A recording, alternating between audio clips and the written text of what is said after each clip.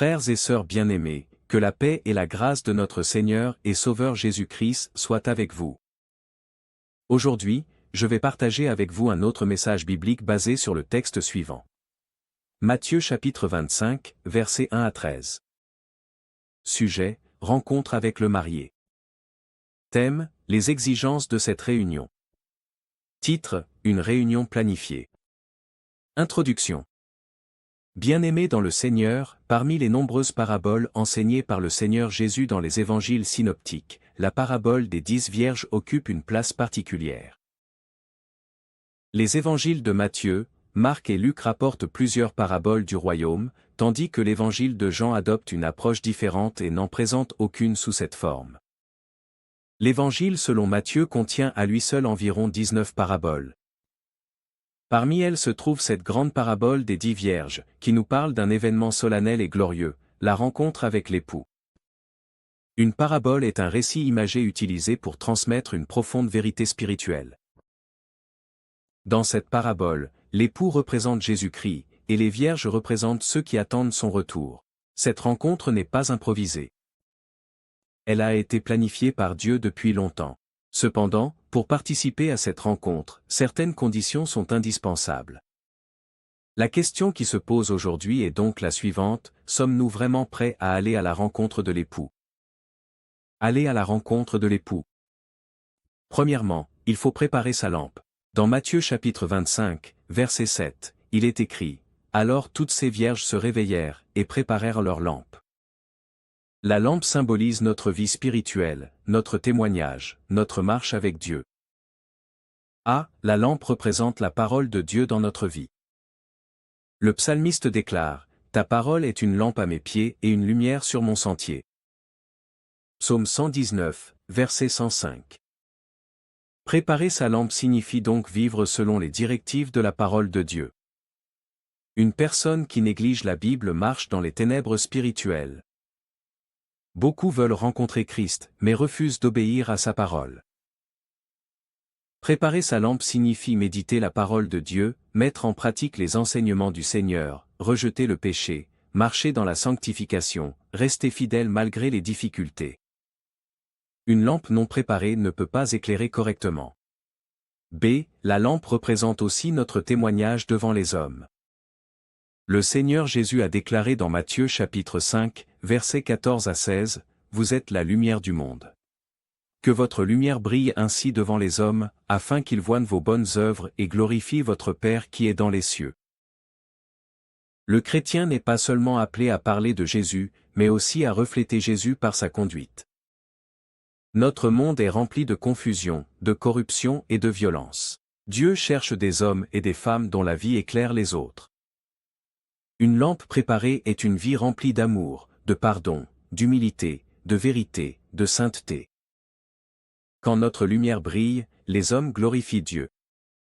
Mais une lampe négligée devient faible. Le compromis spirituel éteint progressivement la lumière intérieure. C'est pourquoi nous devons constamment examiner notre marche avec Dieu. Deuxièmement, il faut avoir de l'huile en réserve. Matthieu chapitre 25, verset 4 dit: « Les sages prirent de l'huile dans leur vase avec leurs lampes. » L'huile représente spirituellement l'action et l'onction du Saint-Esprit. Les vierges folles avaient des lampes, mais elles manquaient d'une réserve d'huile. Elles avaient l'apparence extérieure de la foi, mais pas la profondeur spirituelle nécessaire pour tenir jusqu'à l'arrivée de l'époux. L'huile représente la présence du Saint-Esprit. Dans le premier livre de Samuel, chapitre 16, verset 13, lorsque David fut oint par Samuel, la Bible dit: « L'Esprit de l'Éternel saisit David à partir de ce jour-là. » L'onction était le signe de la présence divine. De la même manière aujourd'hui, le croyant a besoin du Saint-Esprit pour vivre la véritable vie chrétienne. Sans l'Esprit de Dieu, il n'y a pas de puissance spirituelle. Il n'y a pas de victoire durable. Il n'y a pas de véritable transformation intérieure. Le Saint-Esprit donne la puissance de témoigner. Dans Actes chapitre 1, verset 8, Jésus déclare: « Mais vous recevrez une puissance, le Saint-Esprit survenant sur vous, et vous serez mes témoins. » Le christianisme n'est pas seulement une religion intellectuelle. C'est une vie dirigée par la puissance du Saint-Esprit. Les disciples avaient marché avec Jésus, mais ils devaient encore attendre la puissance d'en haut.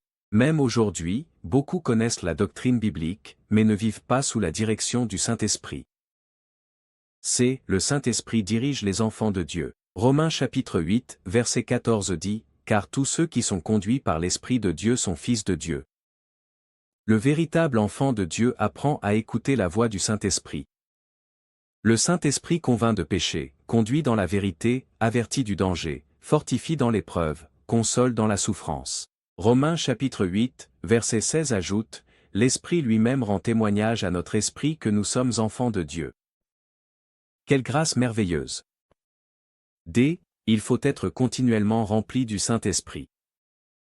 Éphésiens chapitre 5, verset 18 nous dit. Ne vous enivrez pas de vin, c'est de la débauche. Soyez, au contraire, remplis de l'Esprit. Être rempli du Saint-Esprit n'est pas une expérience réservée à quelques personnes. C'est une nécessité pour chaque croyant. Nous vivons dans un monde spirituellement dangereux.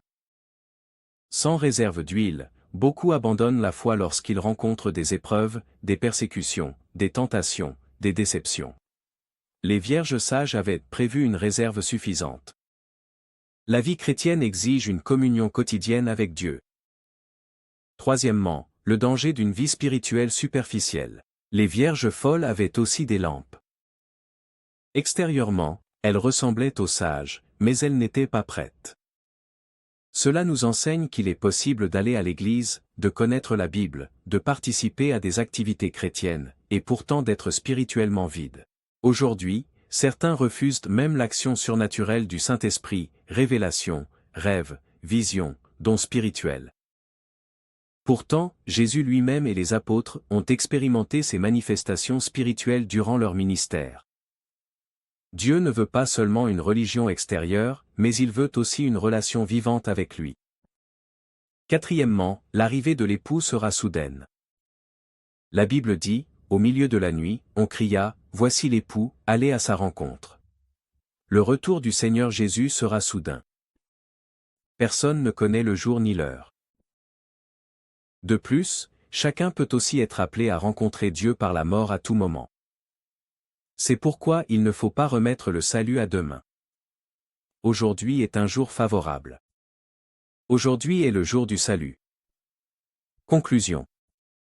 Bien-aimés, bientôt retentira l'appel, voici l'époux, allez à sa rencontre.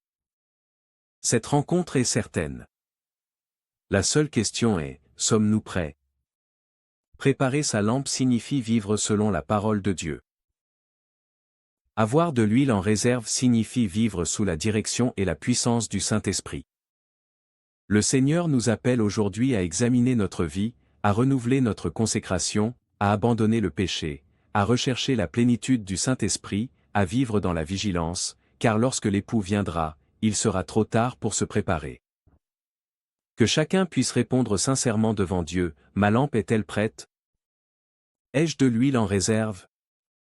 Suis-je prêt pour la rencontre avec le Seigneur Jésus-Christ? Que le Seigneur bénisse sa parole et prépare son Église pour cette grande rencontre éternelle.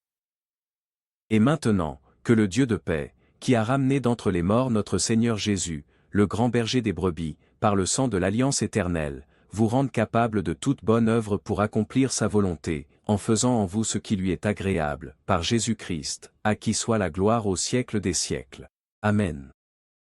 Si ce message vous a été utile, aimez cette vidéo. Abonnez-vous pour recevoir des messages bibliques chaque semaine. Partagez avec un ami ou un proche. Laissez un commentaire ci-dessous. À la prochaine.